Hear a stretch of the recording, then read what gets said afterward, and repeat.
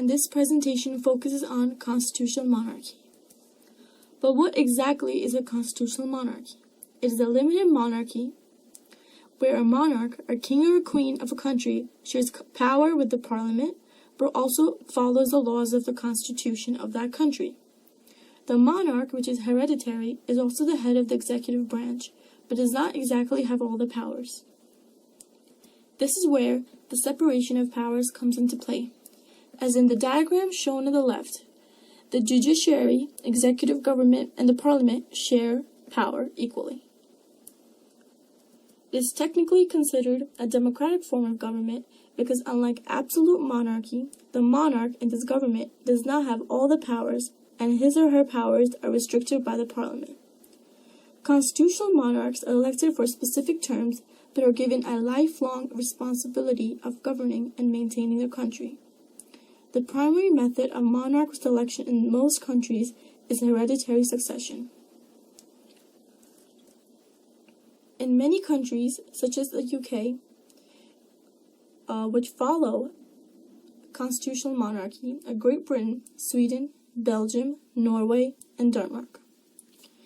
Here is the history of monarchy and how it all began.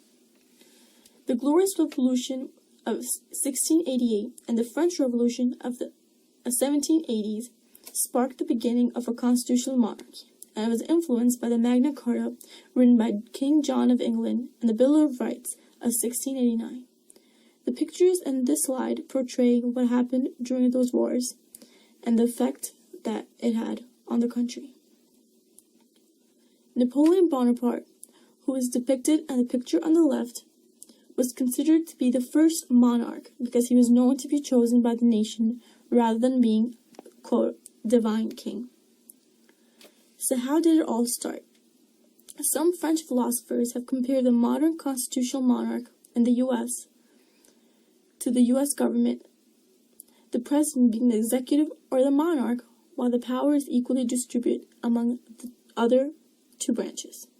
It first began in Great Britain, but after World War II, other neighboring European countries adopted this form of government.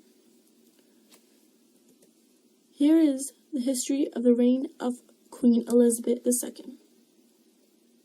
In modern times, the most well-known constitutional monarch families are the 16th Commonwealth realms. They're governed under Queen Elizabeth II.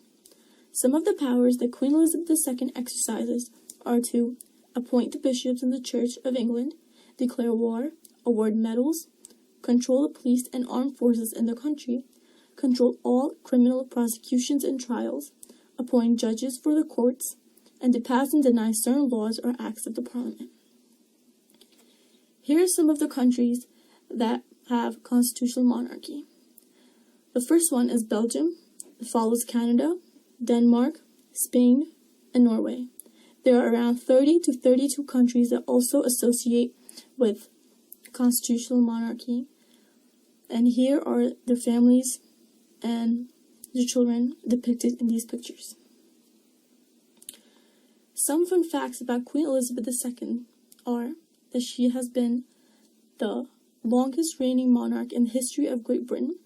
She was crowned on June 2nd, 1953, and is 91 years old. Her children are Charles, who is Prince of Wales, Prince Andrew, the Duke of York, Anne, Princess Royal, and Prince Edward, who is Earl of Essex. She's only one in Britain who doesn't have a license, but still drives and doesn't have a license plate on her car.